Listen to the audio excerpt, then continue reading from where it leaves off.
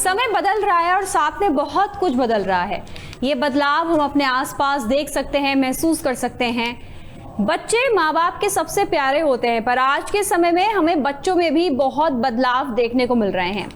बच्चे जिद्दी हो रहे हैं, बात बात पर गुस्सा करते हैं, अपने बड़ों की बात नहीं मानते, और ये सब बहुत छोटी उम्र से ही शुरू हो जाता है। कई बार पेरेंट्स के लिए समझना आसान नहीं होता, पर इन्हीं सब चीज़ों को समझने के लिए आज हमारे साथ स्टूडियो में दो खास मेहमान जुड़ गए हैं। चलिए उनका स्वागत करेंगे, उनसे बात करेंगे। हमारे साथ जुड़ी हैं डॉक्टर निशा खन्ना, जो कि साइकोलॉजिस्ट हैं। स्वागत है आपका डॉक्टर निशा। और हमारे साथ जुड़े हैं डॉक्टर BR किलावर, जो कि पीडियाट्रिशियन हैं। आप दोनों का कार्यक्रम में स्वागत है। डॉक्टर निशा, मैं पहले आपके पास आना चाहूंगी। हम बच्चों की बात कर रहे हैं। कई बार बच्चे जो पेरेंट्स होते हैं इस बात की शिकायत करते हैं कि बच्चे सुन नहीं रहे, बच्चे बहुत जिद कर रहे हैं। तो मैं जानना चाहूंगी आपसे, किस उम्र में ये बच्चों के शुरू हो रही है समस्या? पेरेंट्स आते हैं तो क्या आपसे शेयर करते हैं? देखिए, आई वुड से बच्चों की जो आप कह रहे हैं एंगर इश्यूज शुरू होते हैं, वो टेंट्रम्स तो उनके चाइल्डहुड से शुरू हो जाते हैं। अगर बच्चा 2 साल का भी है, 3 साल का भी है, वो भी जिद करता है। अगर आप देखिए, पेरेंट्स बच्चे को जब गोद में लेते हैं, इवन वो 0 to 12 मंथ्स के बीच में होता है, तो वो कितना क्लिंगी हो जाता है अगर मदर उसे हद से ज्यादा गोद में उठाती है। तो कहीं ना कहीं आप ये कह सकते हैं कि वो क्रैंकीनेस वाला बिहेवियर उसी उम्र से शुरू हो जाता है। उसके बाद डेफिनेटली उस पर्टिकुलर समय में इन्वायरमेंट का मेजर रोल होता है। इन्वायरमेंट में बच्चा कंफर्टेबल फील कर रहा है, नहीं कंफर्टेबल फील कर रहा, वहीं से उसकी लर्निंग शुरू हो जाती है, क्योंकि बच्चे के लिए पेरेंट्स रोल मॉडल होते हैं। तो आप आसपास के इन्वायरमेंट में क्या कर रहे हैं, बच्चा बोल नहीं सकता, बट वो महसूस कर सकता है उस 0 to 12 मंथ्स के पीरियड के बीच में भी। तो अगर देखा जाए तो पहले प्रिमिटिव ईयर्स तो 0 to 5 ईयर्स भी होते हैं, बट हमारे जितनी भी डेवलपमेंटल स्टेजेस हैं, हर स्टेज का अपने आप में एक रोल है जो चाइल्ड की साइकोलॉजी में भी इंपॉर्टेंट रोल प्ले करता है। और मैं हर बात पर ये बोलती हूँ कि सबसे पहला स्कूल बच्चे के खुद के माता पिता और उसका घर है। जो हम सीखते हैं वो अपने घर से ही सीखते हैं सबसे पहले, और उस प्रिमिटिव ईयर्स की जो फाउंडेशन है वो आपके आगे आने वाले सभी ईयर्स में मेजर रोल प्ले करती है। चाहे वो आपका टीनेज हो, चाहे वो आपके एडल्टहुड हो, उन सारे एजेस में जिसमें आप जितने भी बिहेवियरल इश्यूज होते हैं या रिलेशनशिप में जो कंसर्न्स आते हैं, वो कहीं ना कहीं हम अपनी उम्र के 0 to 18 ईयर्स में, उसके बाद तो चीजें हम लर्न, ऐसा नहीं है, लर्निंग हर फेज में होती है, हर एज में होती है, बट वक्त के साथ ये लर्निंग बढ़ती जाती है। और कहीं ना कहीं पर हमारा बेस जो है वो पहले 5 ईयर्स में बनता है, और उसके बाद जो भी ऐड होता है बिहेवियर में वो उसमें मेजर रोल प्ले करता है। निशा, क्योंकि हम यहाँ पर बात कर रहे हैं कि जो जिस तरह का माहौल होगा उस तरह का असर, या बच्चे उसी चीज़ को रिफ्लेक्ट करेंगे।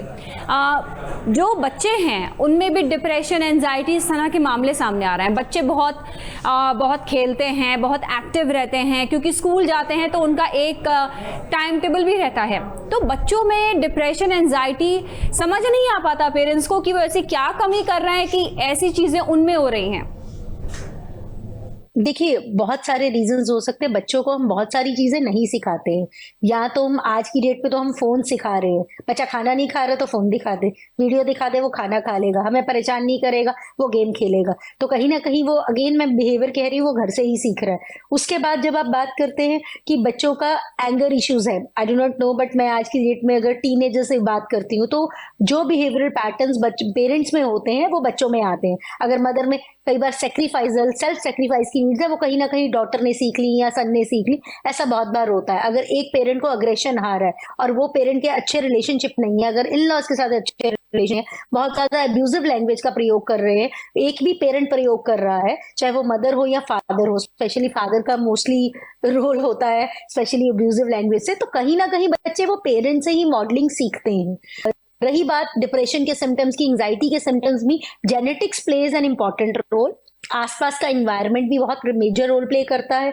और डेफिनेटली जब बच्चा स्कूल जाता है, वो कैसे बच्चों में घुल मिल रहा है, उसकी सोशलाइजेशन किन बच्चों के साथ है, वो भी मेजर रोल प्ले करती है। अब डिप्रेशन और एंजाइटी के इश्यूज, आप बच्चों को किस तरह का रीइंफोर्समेंट दे रहे हैं, पॉजिटिव रीइंफोर्समेंट दे रहे हैं, उसकी हर जिद पूरी कर रहे हैं, हर उसकी डिमांड पूरी कर रहे हैं। कई बार ऐसा भी होता है, आपने जितनी भी चीजें बचपन में आपको आसानी से नहीं मिली, वो आप बच्चों को उन्हें उनकी सहूलियत के अकॉर्डिंग उन्हें प्रोवाइड करा देते हैं, कभी ना नहीं बोलते। कई बार बहुत सारे बच्चे होते हैं जो रिजेक्शन ही नहीं ले पाते लाइफ में। अगर कोई रिजेक्ट कर रहा है आपको, चाहे वो करियर पे हमारा इंटरव्यू में सिलेक्शन नहीं हुआ, हमारा इंटर्नशिप में सिलेक्शन नहीं हुआ, या किसी एक पर्सन ने आपको क्रिटिसाइज कर दिया, तो लाइफ वही खत्म नहीं हो जाती।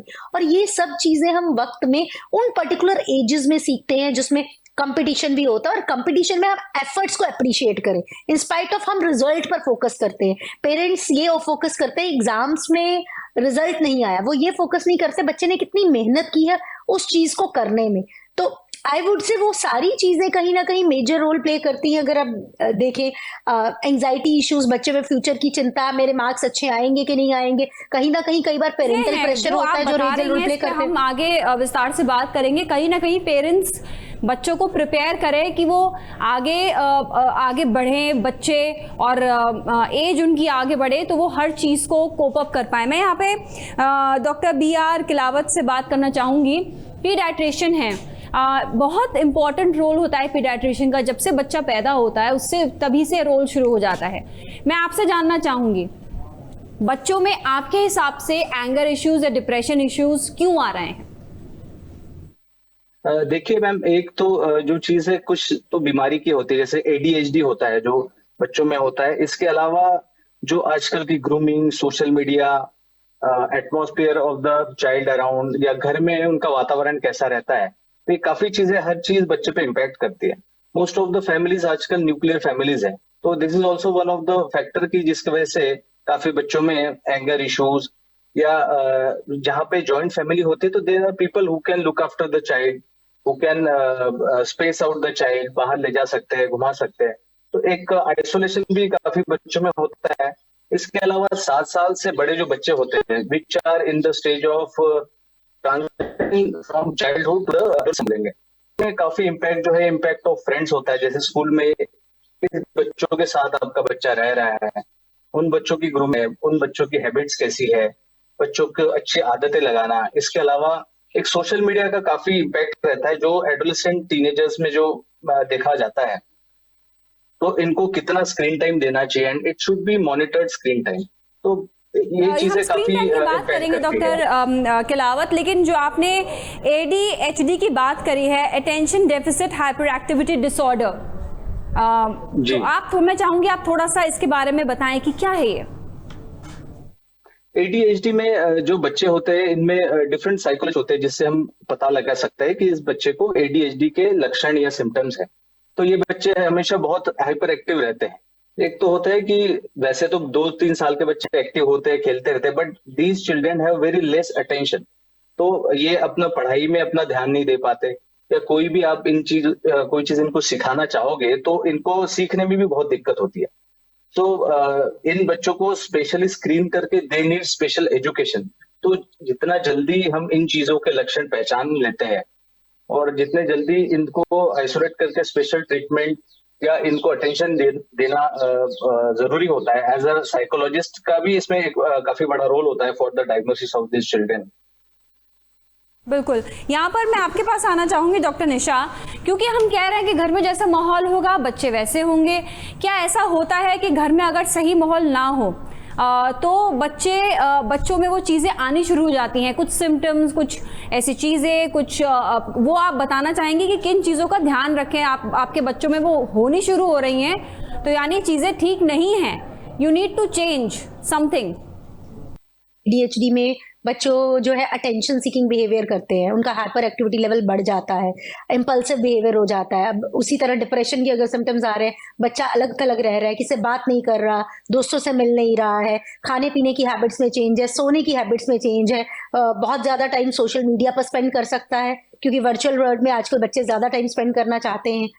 जैसा कि डॉक्टर साहब ने भी कहा, मैं बोलूंगी स्क्रीन टाइम डेफिनेटली वो सोशल मीडिया आज के दौर में मेजर रोल प्ले कर रहा है। साथ ही जैसे एंजाइटी, स्टडीज का बहुत प्रेशर होता है, वो पर्टिकुलर किस सब्जेक्ट में कितने मार्क्स आ रहे हैं। इवन आजकल पेरेंट्स भी बहुत सारी एक्टिविटीज बच्चों से करवाना चाहते हैं और बच्चे भी बहुत एम्बिशियस है। I lots of kids I face just 16 years old के मैं बच्चों को कल भी एक बिटिया से बात कर रही थी, तो उस पर्टिकुलर केसेस में भी मैंने ये चीज देखी है कि ये बच्चों के को अपने दिल की बात करनी है, उनके पेरेंट्स उन्हें जज ना करें, और वो छोटी छोटी बात पर जब भी कोई गुस्सा भी होता है तो कहीं ना कहीं पेरेंट्स का बिहेवियर कैसा है, जैसे इस बच्ची में सेल्फ सेक्रीफाइसल बिहेवियर है, तो वो बिहेवियर उसने अपनी मदर से सीखा है। एक और बच्ची है मेरे पास 16 साल की, वो हर बात पर रो देती है, अपने आप को काट लेती है, पेरेंट्स को पता भी नहीं चलता। आपके बच्चे कई बार थाइस पर कटिंग कर सेल्फ म्यूटिलेशन कर रहे होते हैं, आपके बच्चे शोल्डर्स पर सेल्फ म्यूटिलेशन कर रहे होते हैं, आर्म्स पर सेल्फ म्यूटिलेशन कर रहे होते हैं, रिस्ट पर।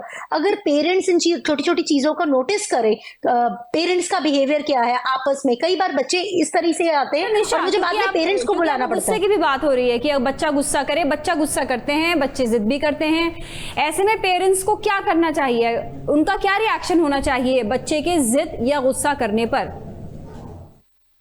देखिए, मुझे सबसे अच्छी चीज लगती है अगर कोई भी बात है उसको लॉजिक से और कम्युनिकेशन से रिजॉल्व किया जा सकता है। अगर बच्चा कोई भी कार्य नहीं कर रहा है, हमें समझना होगा एंगर के पीछे हो सकता है सबलाइन इशू, डिप्रेसिव सिम्टम्स हो या परफेक्शनिज्म हो, it may be a possibility. अगर बच्चे से आप एम्बिशंस की उम्मीद करें और बच्चे बहुत एम्बिशियस है, तो आप उनको वो, जैसे मैंने बोला कि हम रिजेक्शन फेस करना सिखाएं, रेजिलियंस सिखाएं।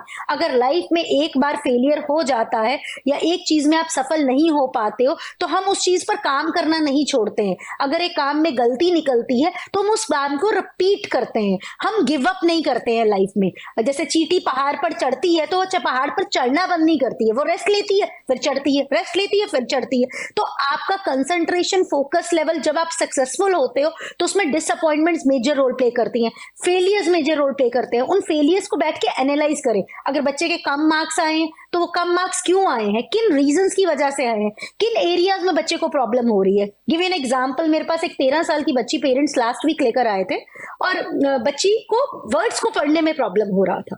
वो कुछ चीजें उसको जो विजुअल दिखाया जा रहा था वो समझ पा रही थी, बट उसकी प्रोसेसिंग स्लो थी। जब उसकी हिस्ट्री में गए तो वो बच्ची जिसे कहते हैं 7 month की प्रेगनेंसी, जैसे प्री मेच्योर बच्चा था, उसने स्लो बोलना सीखा, वो हर चीज में पीछे थी, बट पेरेंट्स ने ध्यान नहीं दिया।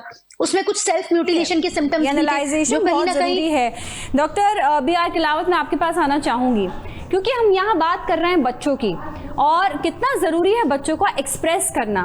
क्या एज आप पीडियाट्रिशियन के तौर पे क्या एडवाइस करना चाहेंगे, कितना इम्पोर्टेंट है कि पेरेंट्स अपने बच्चों से बात करें और ये श्योर करें कि बच्चा अपने आप को अच्छे से एक्सप्रेस कर रहा है, और उसकी इम्पोर्टेंस कितनी है एक्सप्रेस करने की हर चीज़?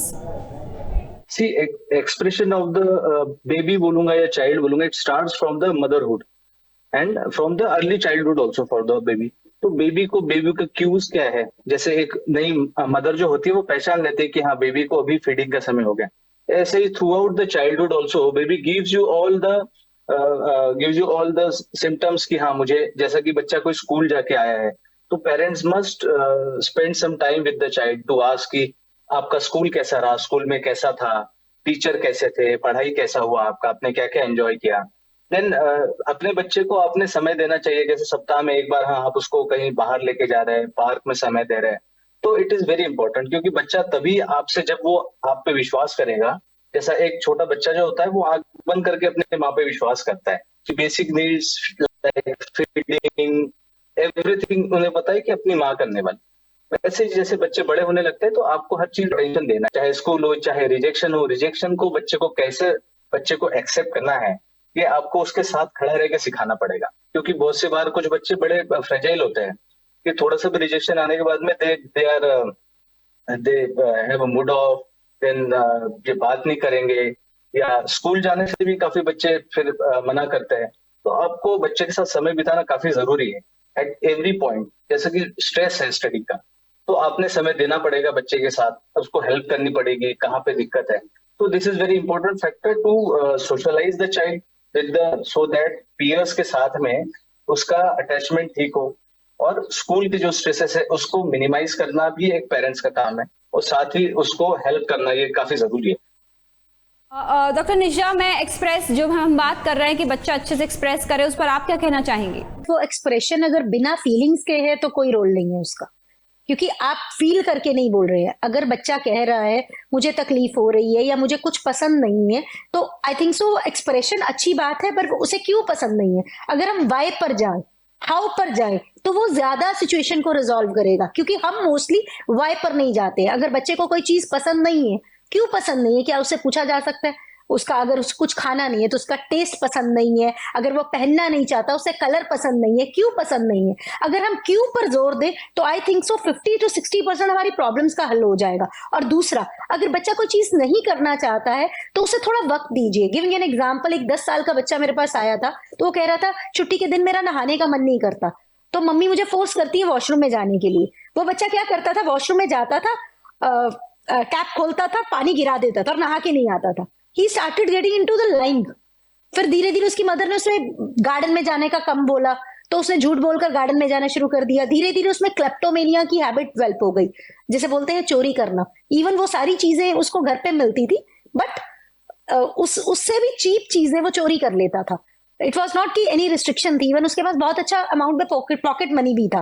बट ये बिहेवियर कहीं ना कहीं इसने सोशल स्किल्स के अकॉर्डिंग कहीं ना कहीं बच्चों में प्रूव करने के लिए, ओके मेरे पास 4 थिंग्स की बजाय मेरे पास 8 थिंग्स है ऐसी, टू शो इन द अपने क्या बोलते हैं ग्रुप ऑफ फ्रेंड्स में, पेयर ग्रुप में, मुझे ये बताना कि मेरे पास कितना कुछ है। तो आप देखिए कंपटीशन की भावना, मुझे अपने आप को अच्छा बताना है। Maybe I am having good collection of even toys, मेरे पास इस तरह के कार्ड्स हैं सुपरमैन के। बहुत सारी चीजें हैं जो बच्चों में मेजर रोल प्ले करती हैं। अभी एक बच्ची थी, पेरेंट्स को 1 साल बाद पता चला कि यहाँ पर बहुत ज़रूरी है कि पेरेंट्स और बच्चों के बीच रिश्ता बहुत मजबूत हो और उनको और एकदम खुली बातचीत वो कर पाएँ। मैं यहाँ पर डॉक्टर बी.आर. किलावत आपके पास आना चाहूँगी। ऑटिज्म की हम बहुत सोशल मीडिया पे देख लें या कई पेरेंट्स हैं जो सोशल मीडिया पर बहुत खुल के बोलते हैं कि उनके ऑटिस्टिक बच्चे हैं और उसके लिए उनको अलग चीज़ें, अलग एफर्ट्स करने पड़ते हैं। मैं चाहूँगी आप दोनों इस बारे में थोड़ा बताएं। डॉक्टर किलावत, पहले आप बताइए। जी, ऑटिज्म जो है, एक तो इसमें जेनेटिक भी काफी कॉजेस देखे गए हैं, एंड इसके अलावा ऑटिस्टिक बच्चों में आफ्टर डायग्नोसिस उसको प्रॉपर थेरेपी मिलना, जो कि हर जगह नहीं मिल पाती, बट ये काफी जरूरी होता है। लाइक बिहेवियरल थेरेपीज होती है।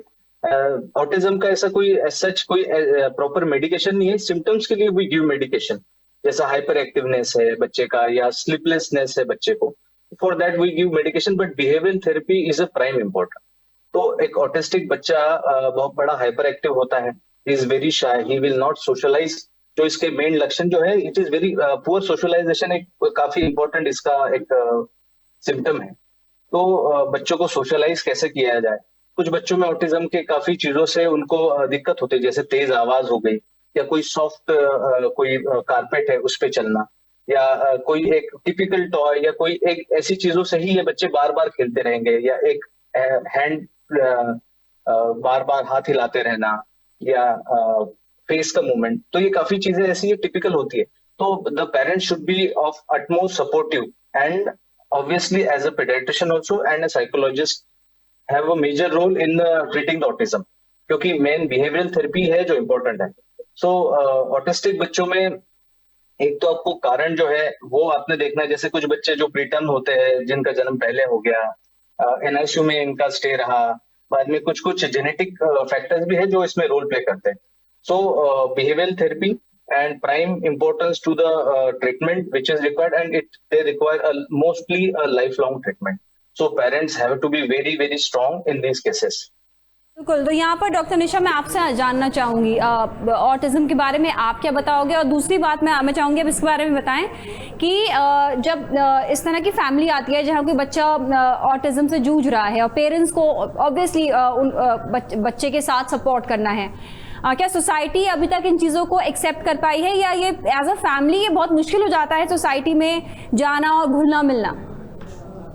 देखिए, एक चीज बहुत क्लियर है, जितने भी मेंटल हेल्थ से रिलेटेड डिसऑर्डर्स हैं या साइकेट्रिक इलनेसेस हैं या ये एक न्यूरो डेवलपमेंटल डिसऑर्डर्स हैं, ऐसे केसेस में फैमिली का एक्सेप्टेंस बहुत जरूरी है। और मुझे लग रहा है अवेयरनेस की कमी है।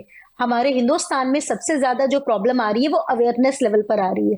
पेरेंट्स को पता ही नहीं होता उनके बच्चे को प्रॉब्लम है। जैसे मैं ये अभी एक बच्चे की बात कर रही थी, उसको डिसलेक्सिया का प्रॉब्लम था, बट वो पेरेंट्स पढ़े लिखे थे, फादर IAS ऑफिसर थे, मदर भी डॉक्टर थी, डेंटिस्ट थी। तो बच्चों के पेरेंट्स को खुद अवेयरनेस नहीं होता कि बच्चे को कितना हेल्प की जरूरत है। अगर एक बच्चा सेल्फ मटरिंग कर रहा है, हो सकता है उसमें स्किज़ोफ्रेनिया के सिम्टम्स ना डेवलप हो रहे हो, और पेरेंट्स को वो चीजें नोटिस करना बहुत जरूरी है। और अगर इन चीजों के लिए चाइल्ड साइकोलॉजिस्ट के पास जाए जो पर्टिकुलर उस एरिया में डील देते हैं, जैसे ऑटिज्म से रिलेटेड पर्टिकुलर साइकोलॉजिस्ट हैं, चाइल्ड स्पेशलिस्ट हैं जो इस ऑटिज्म जैसी डील को डील करते हैं। इवन स्पीच थेरेपी का अपना रोल होता है, ऑक्यूपेशनल ट्रेनिंग अलग से एक होती है, जैसे न्यूट्रिशन की जरूरत होती है, मेडिसिन का अपना रोल है, बिहेवियरल थेरेपी का अपना रोल है, जैसे अपनी कॉग्निशंस पर काम करना। सोचिए, और पेरेंट्स को डेफिनेटली एक सपोर्ट सिस्टम की जरूरत है। अगर उनके बच्चे में प्रॉब्लम है तो डेफिनेटली उनको भी सपोर्ट सिस्टम की जरूरत है, क्योंकि कहते हैं घर में अगर एक इंसान बीमार है तो पूरी फैमिली अपने आप में एक डिप्रेसिव सिम्टम्स में चली जाती है, चाहे कैंसर जैसी बीमारी क्यों ना हो एक पर्सन को। तो कहीं ना कहीं अगर बच्चा है जिसके आगे फ्यूचर भी है और बच्चे में इस तरह की प्रॉब्लम्स है, तो ऐसे केसेस में चाहे वो ऑटिज्म हो, चाहे वो डिसलेक्सिया हो, या कोई भी प्रॉब्लम है, तो पेरेंट्स को भी सपोर्ट सिस्टम की जरूरत है, क्योंकि पेरेंट्स खुद खुश रहेंगे तो बच्चे का ध्यान रख पाएंगे। और अगर सोसाइटी में और ओपननेस आ जाए, मुझे लगता है मेंटल हेल्थ कंसर्न्स को लेकर, तो हमारा समाज और अच्छे से प्रोग्रेस कर सकता है। जो सिम्टम्स अगर जेनेटिक लेवल पर और यहाँ चाइल्डहुड में ट्रीट होने की जरूरत है, जैसे कंडक्ट डिसऑर्डर हो गया, बिहेवियरल इश्यूज होते हैं बच्चों के बहुत ज्यादा, वो सारी चीजें मुझे लग रहा है अगर इन्हीं पर्टिकुलर प्रिमिटिव एजेस पर 7 से 10 साल 15 साल के बीच में 18 साल से पहले डील की जाए तो बहुत आसानी से उनके सोल्यूशंस हो सकते हैं, क्योंकि कच्ची उम्र को बदलना आसान है। एक बार प्रॉब्लम बिहेवियरल इश्यूज को लेकर अगर बहुत बढ़ जाए तो वो बाद में एंटी सोशल पर्सनालिटीज का रूप धारण कर लेती है, जिसे हम बोलते हैं, तो वो सारी चीजें मेजर रोल प्ले करती हैं।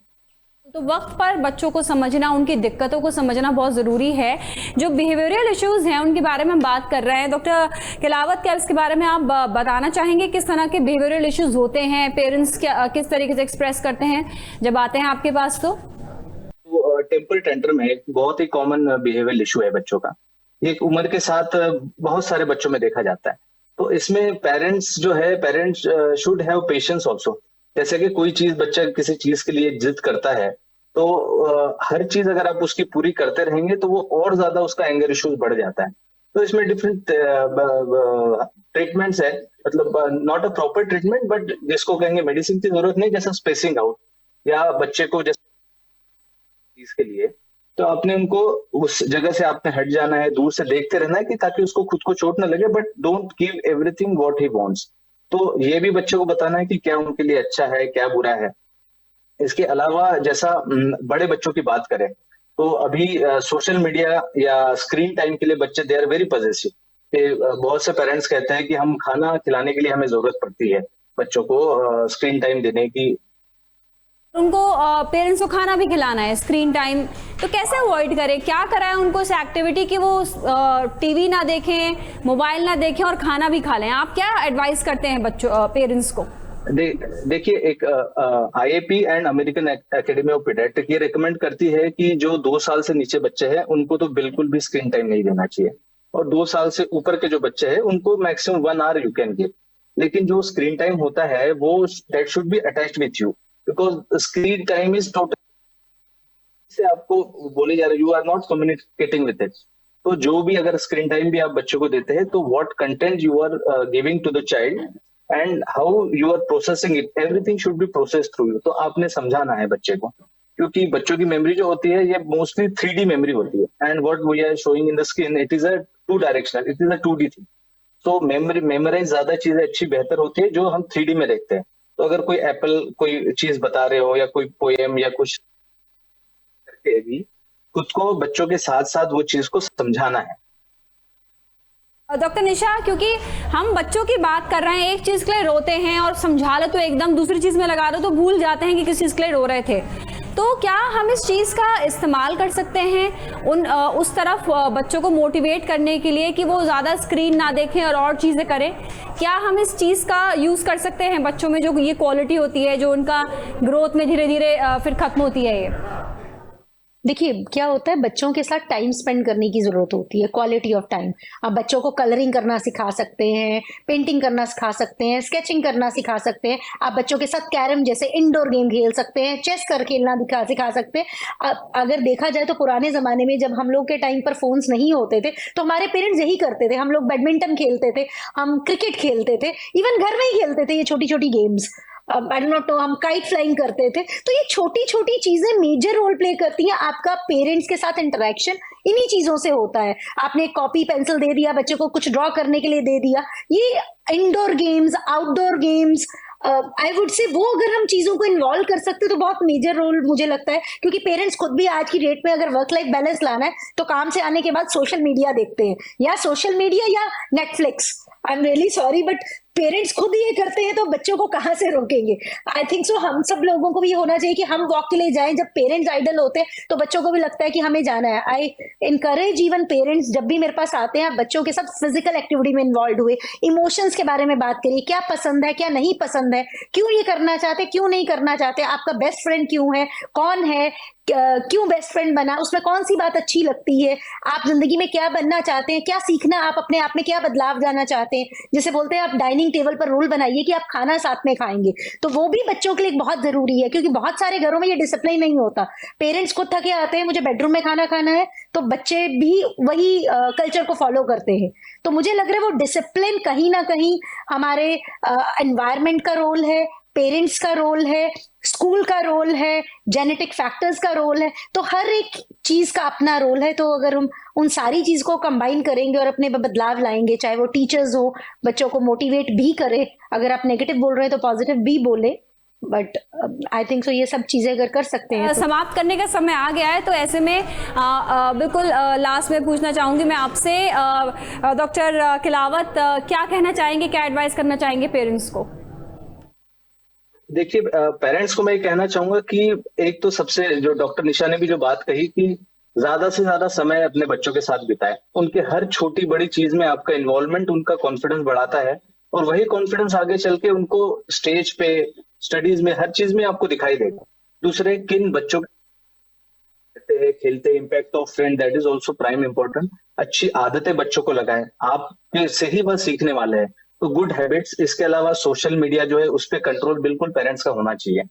और इस टीनेज में बच्चे कैसे क्या बिहेव करते हैं दूसरों के साथ, ये चीज, and manage the stress of the studies of the child, this is prime thing which I feel it should be done. आप बताइए, क्या एडवाइस करना चाहेंगे पेरेंट्स को? मैं यही कहूँगी बच्चों के साथ क्वालिटी टाइम स्पेंड करिए, क्वांटिटी ऑफ टाइम नहीं। क्योंकि वर्किंग पेरेंट्स हैं तो उनके पास ना टाइम होता है। और एक हेल्दी पेरेंट चाइल्ड रिलेशनशिप में अगर आप 1 आवर भी दे रहे हैं खुद, बिना मोबाइल और टीवी के, बिना किसी इंटरेक्शन के बच्चे को, वो बहुत अच्छा होगा। और बच्चे से उसके बारे में बात कर रहे हैं। और मैं हमेशा पेरेंट्स को बोलती हूँ, छोटा सा एग्जाम्पल देती हूँ।